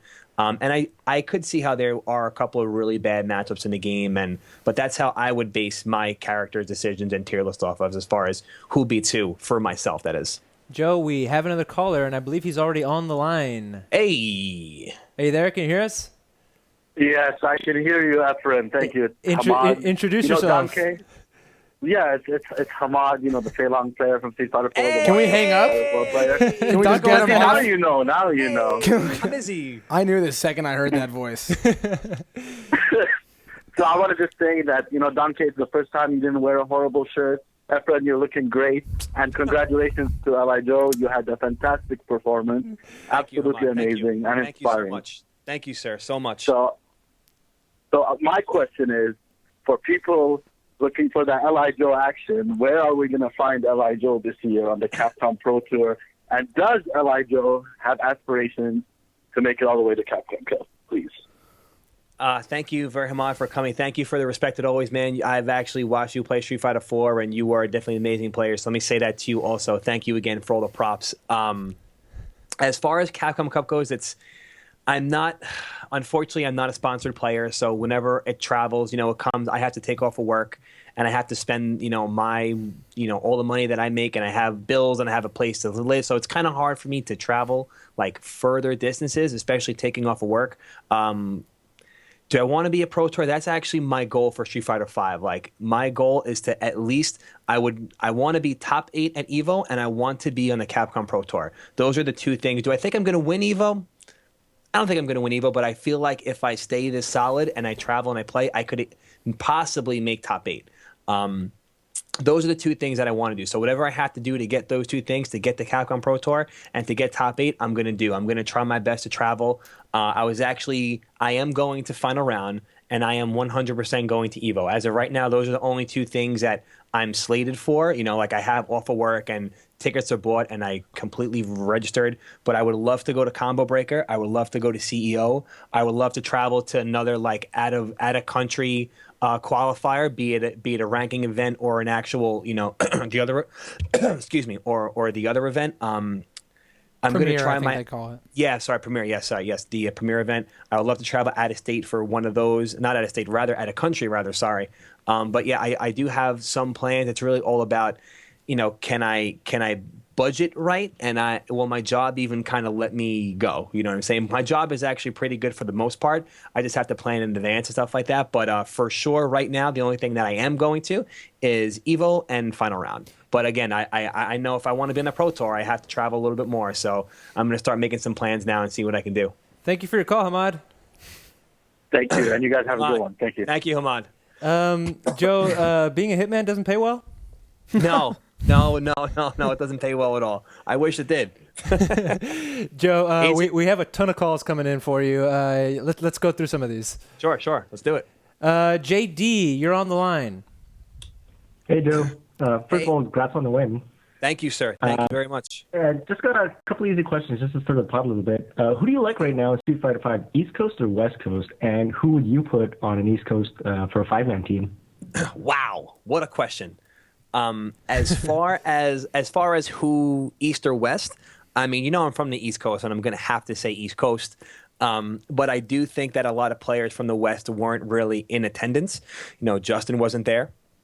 Snake Eyes wasn't there. Eduardo wasn't there. Ricky wasn't there. There's Forwoo who wasn't there. You know, I know Hamad plays too. Hamad wasn't there, who's also a very good. There was a lot of players who were serious threats in Street Fighter 4 who weren't there to play Street Fighter 5 at Winter Brawl. So I'm not really sure if I could really say who's better, you know what I'm saying? But I'm just going to say East Coast because, of course, I'm from the East Coast. And as far as a 5-on-5, if there was a 5-on-5, I would definitely pick Arturo. It would be Arturo. It would be Moons. It would be myself.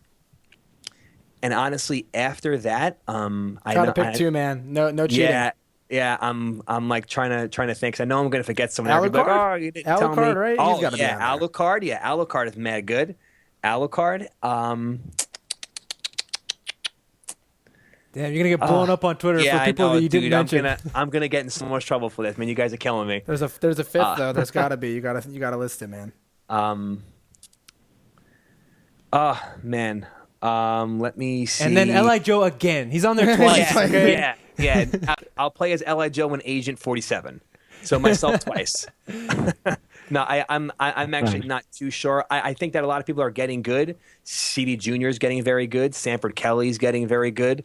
Dominion is getting great. A lot of next level local guys are getting good. You have Patrick, who's been playing with Laura. Even guys here, my friend Diego is a great Cami player. Marv plays Ryu, who Marv is scary also. There's like a lot of people that could potentially take that spot. But for right now, I kind of feel like it's not very determined. Give me like another month and ask me again. I might not even be on the list in a month. Holy no. JD, thank you so much for your call. We're going to get to the next one. Thank you. Okay, next call for Mr. Long Island Joe. Michael Martin, you're on the air. Mike. Hey, guys. How's it going? Hey, Mike. I think this is the first time I ever hear your voice. Oh, really? Yeah. Well, you should watch that YouTube video that I have pinned on my Twitter. Anyways, this isn't about me. Joe, good to catch up with you. Thank you, man. Thank you so much. What's going on? I got to thinking, obviously, Efren, you mentioned the story that I wrote on Red Bull Esports, so I appreciate that. But what got me thinking about, as you were talking and thinking back on that story, is how important, like, your family has been in your, quote-unquote career, your gaming career. How has your family kind of supported you as you got this Street Fighter V burn? Because I know a lot of people, a lot of players have it with Street Fighter V. And what did Dad think about you winning Winter Brawl? Oh, my dad actually called me on the way home. See, here I'm very like I tell him that I'm going. I'm like, yeah, Dad, I'm going to a tournament. So he says, all right, good luck, play your best, blah blah blah blah. And so he called me at like 11 o'clock a little bit after I won. I was still like in the moment. I was kind of hyped. My phone was blowing up from Twitter and Facebook and everything else. So I'm driving home, and my dad called me. He was like, my sister found out online that I won. So my sister texts me, leaves me a long text, makes me cry in the car on the way home, of course. And then my dad called and said, good luck. He's happy to hear the words that when when he hears that I won, or when I call him, because I call him, I tell him I went to next level, and he's like, so how'd you do? I'm like, I won. He's like, those are my favorite words when you tell me that I won. So he definitely supports me. My family supports me. My friends support me tremendously for the fight. Me and my friends have a serious love-hate relationship. Like, all those guys that I mentioned, when we're in the room, all we do is talk bad about each other. We'll tell each other that we suck, that he's a scrub, that, yeah, okay, you suck, blah, blah, blah, blah. But when it comes down to, we all know that we are there for each other. My girlfriend, who is actually a pretty big inspiration, she was with me at Winter Brawl. Pretty cool moment, actually. I'm not sure if there's any pictures yet, but after I won, and the entire crowd, jumped on top of me. I couldn't even dig myself out of all the people that were on top of me. I kind of dug through the crowd, and my girlfriend was on stage, and she was crying, actually, and she came on stage. She gave me a big hug and a big kiss, and, because it's hard to balance my life, my relationship, and then trying to be, one of the best Street Fighter V players. So she has an understanding where, I'm sorry, babe, but, I have to play, and she's okay. She'll sit right here on the couch, and I'm sorry, on my bed for, occasionally, and she'll just hang out on, Netflix and just chill out. And she understands that this isn't just me, playing because I don't want to spend time with her. She sees firsthand, obviously she just saw it. I'm saying that all the time and dedication that I put into the game, it actually paid off. So she understands where there's times where I do have to travel, and, I love her to death and stuff like that. So, everyone, family, friends, they all support me tremendously. And my dad tells me all the time, he's like, Joe, I wish I can be like, quit your job and just play, just play and be the best that you can be, because obviously things happen and they do get in the way sometimes. Life stuff gets in the way usually. And, he says all the time, I wish I was rich so I can just be like, Joe, quit your job and just play, and be the best. Don't try to be the best. Focus everything you got and just be the best. So unfortunately, that's not exactly the way things are. But at least I do know that I have the support of all my friends, my girlfriend, and my family. So, Mike, thank you so much for your call, man. Appreciate it. Thanks, guys. And don't forget to check out that article that Michael Martin wrote for Red Bull about LI Joe. Joe, we got a ton of questions here for you, man. The calls keep coming in. We're going to go ahead and run into another one here. Dean, you're on the air. Can you hear us? Hi. Okay, so hey, Jay, I'm from Long Island as well. In particular, and I was wondering where I can go to get better, play against others in the local scene, and hopefully be as good as you someday. Cool, man. I'll tell you, I don't have the exact address. I wish I did. I'm not sure if Sweet Johnny Cage might be in the chat. He has the address in his pocket. But we play every Tuesday. Well, usually Tuesday and Thursday. Hands down, every Thursday. We play at a place called the Arena, which is actually in West Babylon. Are you familiar with the area? Yeah. In West Babylon. I actually watched it, so cool. Say again. I'm sorry, I couldn't hear you. Is that where you guys had the tournament a few days ago? Or weeks ago, rather? Exactly. Okay, cool. It was there. We gather there every Thursday, and we play. There's 1, 2, 3, 4, 5. There's about 5 or 6 setups there, and everyone's there. I go there. Moons goes there, Diego goes there, Marv goes there, Brad goes there. Anyone that you might see on my stream or see in my room hanging out or at tournaments, we all go to the arena and we play. And, we're going to be hosting some more tournaments there. And also, again, if you can't get there, make sure you try and use the online functionality. I think the online is pretty good in this game, so it's definitely going to help out a lot of players. So, yeah, but if you want to come down, man, feel free, dude. It's open to the public. You know what I'm saying? It's not like it's for certain people. No, if you want to play and get better, come down, dude, and we'll play, man. No problems. Dean, thank you so much. Here. Thank you, bro. You're a big inspiration to me. Thank you, dude. Thank you so much, man. Thank you, Seriously. Dean, thank you very guys. much for your call. How does it feel, Joe, to hear something like that? It never gets old, man. Seriously, like I tell everyone all the time that I don't really play for the money. You know, I don't really play for anything besides like the people. I really do. The people that believe in me and my family and my friends and stuff like that. That's the whole thing. This envelope I left on the floor at Winter Brawl. This is the winnings to Street Fighter V. It's still in this envelope, just hanging out here. I left it on the floor, just left it there, and Eric was like, "Do you want the money?" I was like, "Oh yeah, I totally forgot." Yeah, man, it's just all about the people, man. You know, I just want people to be inspired and people to want to play. And this is something that I've been doing since I was a little kid.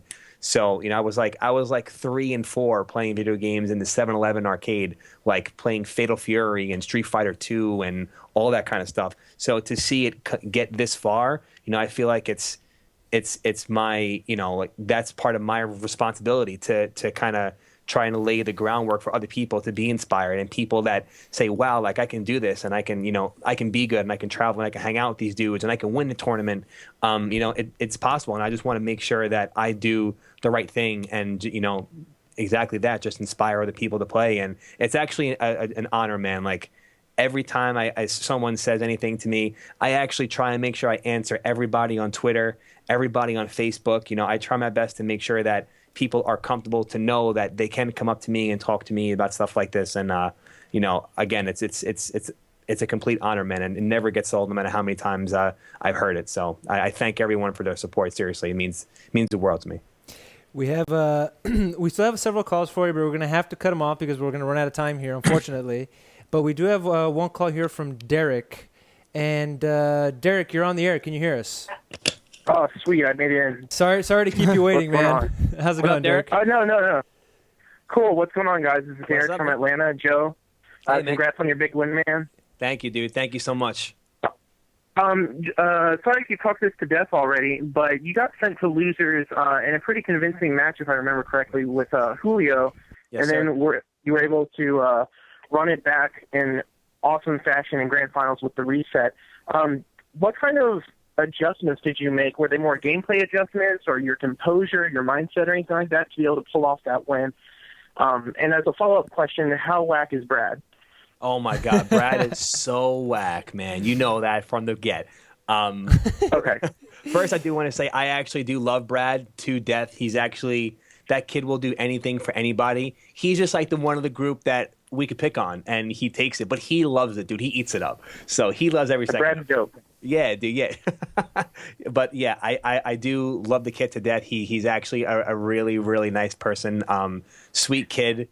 You know, he's been around the scene for a little bit, and he is one of my very, very, very close friends, no matter how much I talk bad about him. But as far as the match goes, it was all gameplay adjustments. You know, I feel like my composure was good. I feel like my head was good. I feel like I knew exactly what I had to do. It was just small things that I wasn't really too sure about in the first match. You know what I'm saying? That after thinking about it and going over it in my head, I'm like, okay, I know what I did wrong. I know he's doing this move, and then that is completely negative. It's my turn to press a button. Why am I letting him continue to press me and stuff like that? So it was really all gameplay adjustments that I made, thanks to, again, thinking about the match and my friends in the crowd saying like, yo, you know, he's this and he's this on block and he's this over here and he's this on that. So putting all that stuff together, and again, I just managed to completely clutch it out, man. Awesome, man. Well, great showing again, man. I'll see you at final round. Yeah, dude, you sure will. Thank you so much, dude. I really appreciate it. Of course, man. Thank you, Derek. I want to apologize to the remaining callers in our queue. We won't be able to get to your calls because I asked LI Joe before the show started if he'd be willing to face off against none other than Michael Donka Schiller. And he said, yeah, he's down. Joe, you still down for some matches? I'll show you. The game is on right here, man. I'm ready to go. All right, well, we need the fighter ID. Oh, boy, I didn't even know, man, but let's try it out. So we do have the PS4 ready to go here. I'm not sure if you're on PC or PS4, but we will have to exchange fighter IDs. This is my PS4, personal PS4, so you can put in Lone Star Gamer without any spaces in between. Capital L, capital S, capital G. I don't know if that's relevant. I'll be completely honest. I have no idea how to work. I don't either. And Donka, go to the go to the you're CFN. gonna get so many friend requests, Joe. Yeah, this is gonna be whatever. awful. It's fine, dude. Just it's this is LI Joe, and just tell me go which to one. CFN. Go to CFN. Yeah, go there. Go rival CFN. search. Rival search. I'm telling Donka how to do it over here. Go search right, cool. using fighter ID. And then type in, this is LI Joe. Okay. Yes. I think I can spell. Who are you going to rock? This is a first of 3 or best of 3? I don't know, man. The show is called Best of 3, so I feel All like... right, All right. Okay, did you get... Okay, now hit him. Yeah, accept him. Yeah, add to favorites. Now you're going to have to create a battle lounge and then invite him in. So get out of there. The UI in this game is just fantastic. It's a little rough. It's a little rough. So here, you go to Battle Lounge, go Create Lounge. Create a lounge. We're going to do... First to 3. First to 3. Do 1 private slot. Okay. And then Create Lounge. Character select on.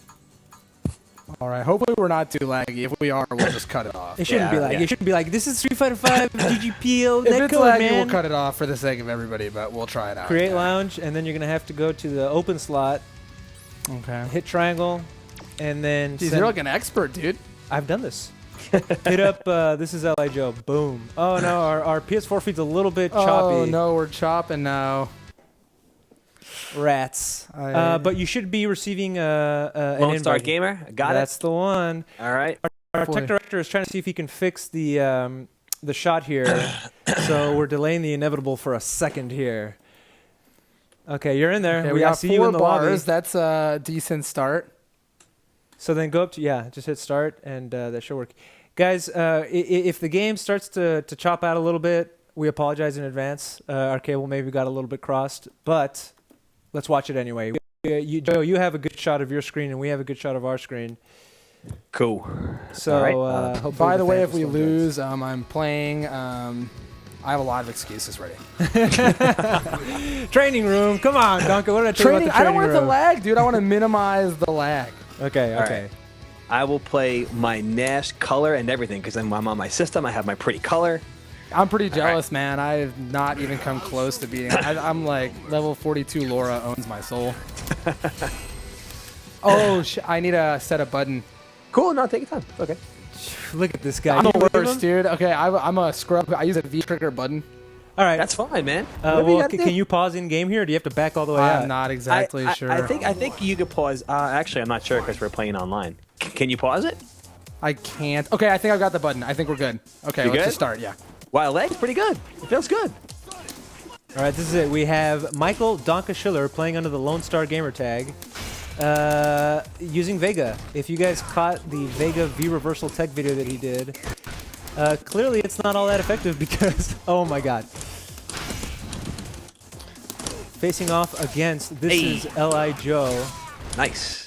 Winner of Winter Brawl. Oh no! Oh, that was a punish. He's got V-trigger. That means I can't throw any sonic booms. Don't let me throw sonic booms. People are saying this is mad free, Donka. Come on, man. LI Joe is at least still talking. Donka is in complete concentration mode. I can't throw sonic booms. I see that. He has V-trigger. What do I do? If you don't know what Vega's V-trigger is, he basically tosses his little oof. Oh my goodness. Hey, nice. Nice. Oh, we got a round. We got a round. You have to give me all the money if I win. Hey, it's okay. Joe doesn't care about the money, man. He'll send it to you right away. Man, have it. Have it. Don't worry about it. Oh, nice meat. Color 47 LOL. I'm gonna have a seizure. People are arguing or complaining a little bit about the feed's pretty bad. The feed's a little bad, guys, but you can still make it out. We need a better capture card, says Travis Epic. Ooh. Alum271 says Jew powers activated. Is that true, Donka? Yes, 100%. He was holding on to it from not facing Flo last week. Hey. Nice. Oh, mash on wake up. Nice. Oh, I'm dead. What's happening here, guys? 10. Go ahead. Excuses. I lost. Damn, dude. You got to be. Oh, man. You got to work on your OSs, dude. I do. Hold on. I'll try better. I'm sorry. Tank Catch says Joe should scumbag tactics it up with fake calling moves. I just decided I'm not throw teching, so he can't shimmy me. That's probably the best thing to do. We got Lupe Fiasco Part 2 over here. The Power of Judaism. Oh my God, he's doing his classic adapting. That classic playing the game. Hey, nice. So the feed looks a little laggy, but I assure you guys that here in the studio, the actual game match that's happening on looks pretty good. LI Joe. I'm getting waxed. Nice. Oh my God, I'm gonna get hit by this. What do I do? I can't do V-trigger. I mean, I can't throw a fireball. What do I do? Oh my God. I'm godlike. I actually do think Vega beats Charlie. Who was I talking to today? Someone said that. I forgot who it was. I think it was actually Champ. This is the matchup I've played the most in the game, for sure. Really? Yeah, my boy here, who's quite good, plays Charlie. Oh. But now the adaptation's coming.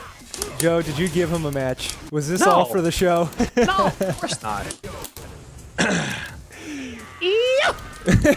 You like that Vega yodel? All right, guys. This is for the second match. This is set match for Donka. Set round. And LI Joe needs to win this to stay in the game. We got the Winter Brawl champion versus the 25th placing Winter Brawl competitor. Wow, look at this Vega. My God, this is the best Vega I've ever played. Hands down. Don't say that to him, dude. Don't say that. I'm not even kidding. Have you ever Hands played? down. You ever played dive kick when you're using Jabali and his head keeps inflating? Oh no, the rollback. I'm blaming that all on rollback because I'm a scrub. No, that was godlike. Okay. Get cut in half. Oh, baited fucking hard. Damn. Duncan usually keeps his F words in check, but you must be getting in there, Joe, if you got him. I'm excited. I really did want to play like Joe at Winter Brawl, so I'm excited that we get to play if it's online. Dude, it's running pretty well too. Seriously, I'm not sure what the stream sees, but it actually plays pretty good. Well, the problem is that it's like blinking black, and like everyone's probably getting a seizure. But oh goodness gracious! How good is that little pirouette thing to get around fireballs? It's very good because I get to. How long is the window? Basically, it's projectile invincible for a time, and then that allows you to go through the projectile and block, even if you do it a little too late. Joe. Yes, sir. Donka beat Fubar Duck on the show a couple of weeks ago. I'm sure. Dude, he's undefeated on the show. This is a good Vega, man. All jokes aside. Yeah, but I won't be able to get his head through the door if he wins this one too, man. I'm getting baited hard now. Says it's watchable, but I'm also dead now from my seizure. Okay, I'm getting baited hard now. Gotta adjust. L4D2 Arsenal says I thought Flash Metroid was the best Vega. Dang, I never played Flash. I'm sure Flash is good. Flash is always good. Best Vega I played, I should say, I guess. No, you can say best period. That's all right. Honestly, man. Bloomtoon says, Donka, activate J-Trigger, dude. J-Trigger? You can't make me laugh, dude. Nice. Flo says, I've only thrown up 3 times from the flashing. It's okay. Hoobie Doobie says, it's not that bad, but it's bad. Oh my goodness. Come on, Joe. Come on, Joe. I'm rooting for you, man. Thank you. I'm trying my best here. Oh, that was nice. Oof, oof. Oh, God, this is it. Last round, gentlemen. Give me a 1. I think we want. I think it's the first. It's the first to 3. It's actually set on first to 3. Yeah. Oh, my bad. It's not a best If I win, though, it's over. I did do it. Okay. I gotta win another one. You only gotta win 1. I like it. Guys, give me a 1 if you're liking Joe for this, and give me a 2 if you're liking Donka. Snapple Apple says, I'm going to be having a seizure. It's my man. You like Snapple Apple? I like Snapple Apple. He's in my streams all the time. He's in there. He's in here. Snapple Apple says, I'm going to be having a seizure even when I'm at the arena on Thursday. Hey. Vega is so cheap. Okay, Bloomtoon has a 2. Cool J, or Cooj1 says 1. Mike Murdoch has a 1. Dude, we've seen a lot of 1s, bunch of 2s. Snapple Apple threw in a 5. Oh, is that a V trigger button?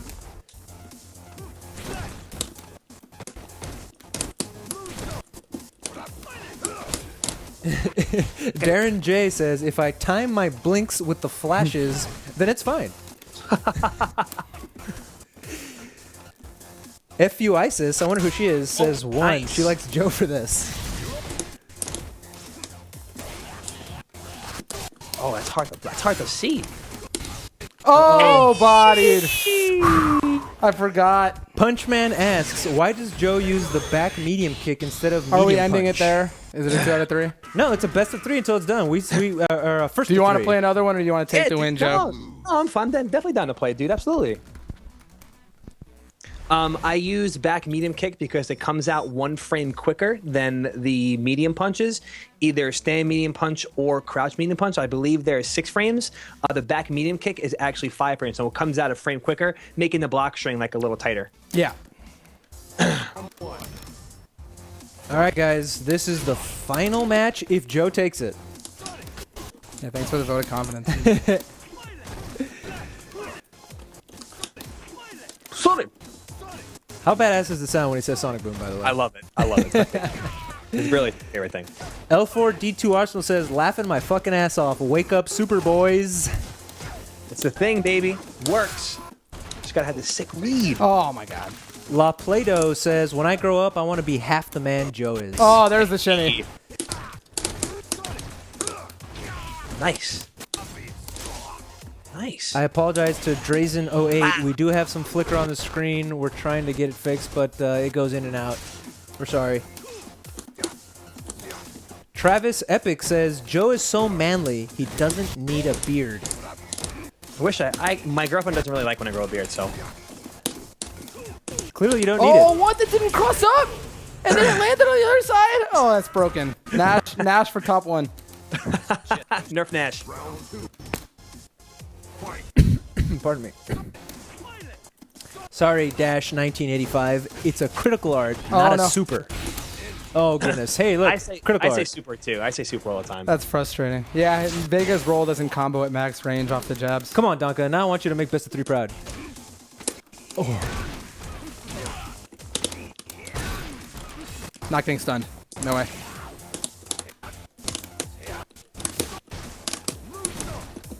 Oh, God. Oh, good games, man. Good game, dude. Good game. Very good Vega, man. Very good. Good stuff. GG's for head. You got 2 games on him, right? I got 1. You got 1 in a couple of rounds? That's not half bad. That's the Winter Brawl champion. That's the Street Fighter 5 best in the country. I'm trying to not just be the guy on the show, but the guy who plays the game. Yeah, well, you did get 25th very Winter good. Brawl. I can tell the adaptations are very, very on point. Well, have the discussion. Joe, what were you doing to Donka? Donka, what were you seeing him doing to you there? One thing I will mention off the bat is that Nash's neutral jump heavy kick is a very good reaction to the wall dive. Oh, really? If you do that, it'll catch it on pretty much all sides. He's one of the few characters who has a really good cover all option. I'm about to write that down in the notes on the phone. So yeah, that's pretty dang good. I noticed that at first I was throw teching a lot, and so he started neutral jumping after he would do a jump in. Then I stopped throw teching, and he started walking up and throwing me. So that's kind of how it goes. Joe, you're in there, man. You're in his head. Yeah, again, that's like just one of the things as we were talking about earlier. The ability to use that throw game to your advantage. You know what I'm saying? It works in this game. It really is. It's a very, very good tactic that some people should really start getting into or learning how to do more. You know what I mean? Or effectively, I should say, I guess. But Joe, that is a very, very good play, man. Seriously. Joe, we're gonna upload this set separately because we are recording it here. So since it's blinky, we'll give you the direct feed so you can see it the way it was intended to be. Assuming we can do that. But a question for you would be, again, we're about to wrap this up. But what were you doing? He mentioned some of those things about the throw tech, and then he stopped throw teching, and then you started throwing again. What was your game plan for that? So for somebody who comes back and watches this, they can see the mentality, the mindset. If you watch the first game, I feel like I may have been going a little crazy. You know what I'm saying? I was kind of like, I've obviously never played him before, so I don't know how he plays. I'm not sure if he's aggressive, if he's not, if he's patient. You know, I don't know how he uses Vegas buttons. So I think the first game, and even some of the second game, I was kind of going a little crazy. You know, I was trying to get in and, you know, just trying to fight, pressing buttons and stuff like that. And then I had to, like, really calm down, and I was like, all right, I'm gonna throw some more booms and run a little bit and just pick my spots a little bit better instead of just being like, oh, I'm dashing in. You know, like I want to beat him, so I'm gonna dash in and try to hit him. Sometimes you really have to fall back, and kind of like analyze what's going on the screen and be like, all right, you know, maybe I should kind of pick my spots better and use the tools that the character gives me, like throw some hard sonic booms where it gives me like a second to kind of think about what's going on, because the hard sonic boom is like, it comes out really slow, so I can kind of walk behind it, so it gives me like a space buffer, you know, watch him jumping, watch anti-airs and stuff like that, maybe not press so many buttons because I'm getting counter-poked because Vega has some long-reaching normals, you know, just small things like that. And again, that's the hardest part about being like, well, I guess being better or making yourself better is understanding why you lost. But I feel like it's a lot easier in this game than it was in Street Fighter 4. So, Joe, thank you so much for coming on the show. Dude, anytime. It's been an absolute pleasure, man. Seriously, thank you so much. Thank you to all the callers, too. Everyone in the chat supporting. I thank you guys so much. Seriously. Where can people learn more about you? Your Twitter handle, of course. This is LI Joe. Plug. What you got? I mean, I have a YouTube that I never use, but it's all the same thing. It's This is LI Joe. Facebook, Twitter, YouTube. Stream is Twitch at This is LI Joe also. I mean, that's pretty much everything. Yeah. Well, there you have it. Again, Joe, thank you so much for watching. I'm your host, Efren Salinas. Thank you. Michael, thank you so much. Thanks, man. Play me online. I'd love to practice more. Yeah, dude. Absolutely, man. Yeah, straight up. Thank you, dude. All right, guys. And thank you guys for watching the Best of 3. Do I get to make an excuse? Yeah, I'm sorry. Wait, before we wrap this up, please, it better be a good one. I would have won with Fang. Oh, come on. Can you believe that? Joe, give this guy some shit, please. Honestly, he probably would have beat me with Fang. Shoulda, woulda. It's not even fun when he's that nice about it, man. Damn it, dude. Shoulda, woulda, coulda, man. Next time, bring the Fang, whatever. Yeah. All right, guys. Thank you so much for watching. We'll see you next week. Thank you, guys.